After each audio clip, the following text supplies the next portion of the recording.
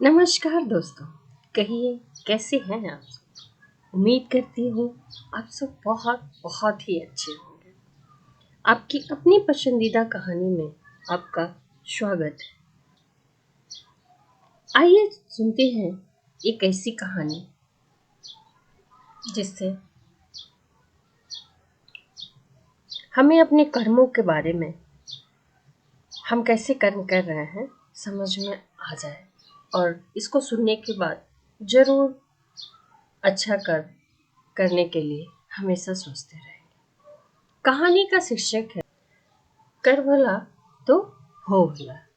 लेखक कह रहे हैं कि बहुत समय पहले की बात है कि एक बहुत ही प्रसिद्ध राजा थे जिनका नाम था रामधन। रामधन अपने नाम की तरह ही प्रजा की सेवा और धर्म में हमेशा अपना ध्यान लगाए रहते थे।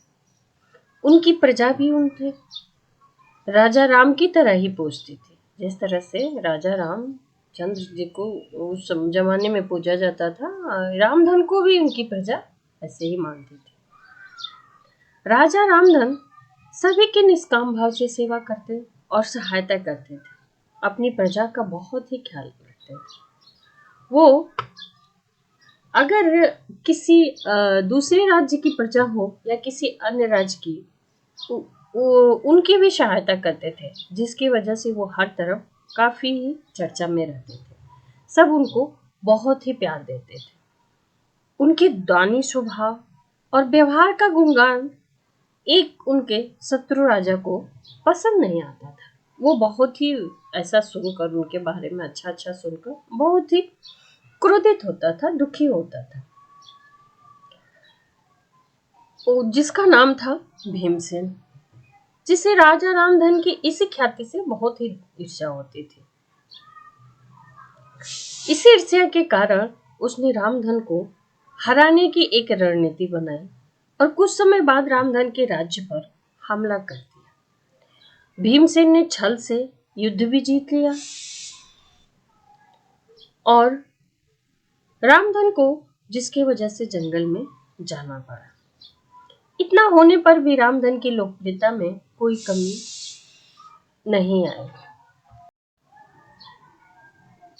हर जगह उनकी बातें चर्चा में रहती ही थी, जिससे भीमसेन को सुनकर बहुत ही दुख होता था, बहुत ही वो क्रोधित हो जाता था। इस पर भी उसे चैन नहीं आया कि वो जंगल में चलेंगे। उसने रामधन को मृत्युदंड देने का फैसला किया। उसने ऐसा ऐलान किया कि जो भी व्यक्ति राजा रामधन को पकड़कर उसके सामने लाएगा, वो उसे 100 सोने की दिनार देगा।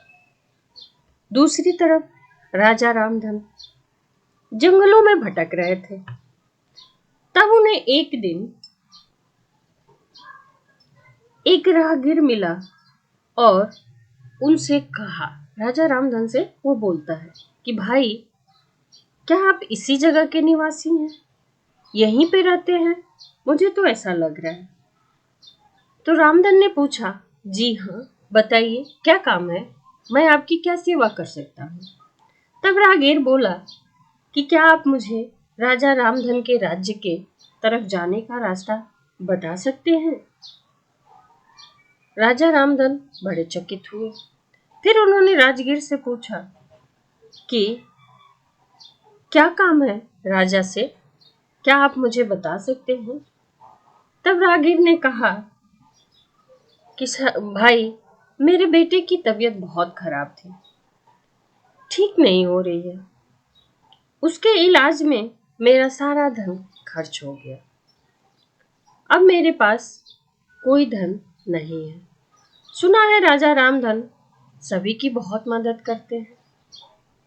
यह सोचकर मैं उन्हीं के पास याचना करने के लिए जा रहा हूँ, ताकि मुझे उनसे कोई सहायता मिल सके।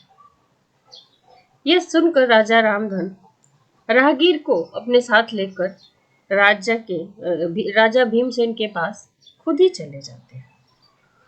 वहां सभी दरबारी बाकी लोग देखकर बड़े ही आश्चर्य में पड़ते हैं।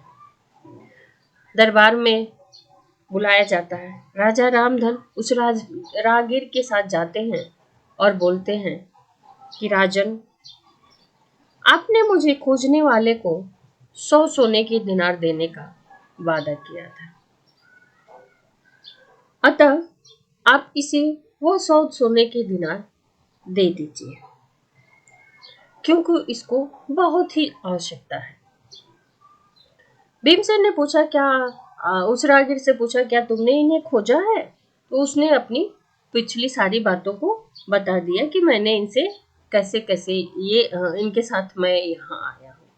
यह सुनकर भीमसेन को बड़ा ही आश्चर्य हुआ और उन्हें अपनी गलती का एहसास हो गया कि सच में राजा रामधन महान है। उनके जैसा बन पाना बहुत ही मुश्किल है। भीमसेन अपनी गलती को स्वीकार करते हैं, साथ ही राजा रामधन को उनका राज्य वापस लौटा देते हैं और सदा के लिए राजा रामधन के बताए हुए रास्ते और जिस रास्ते पे चलते थे उसी रास्ते पे चलने का अपने आप को प्रण कर लेते हैं। तो सही कहा है दोस्तों कि मनुष्य को अपने कर्मों का ख्याल जरूर रखना चाहिए। अगर आप सच में अच्छा करते हैं, कहीं न कहीं से उसका फल जरूर अच्छा मिलेगा। थोड़े समय के लिए अच्छाई परेशान होती है, दुख भी होता है ऐसा करके, पर अंत में हमेशा बहुत ही सच्चा सुख मिलता है। इसीलिए कहा जाता है कि हमें अपने कर्म सोच समझ के करने चाहिए, जानबूझकर कहीं गलती नहीं करनी चाहिए। तो धन्यवाद दोस्तों। कहानी अच्छी लगी हो तो लाइक, कमेंट, शेयर और सब्सक्राइब करना ना भूलें। मिलते हैं एक और नई कहानी के साथ। तब तक के लिए खूब खुश रहे, मस्त रहे, बेस्ट रहे। धन्यवाद।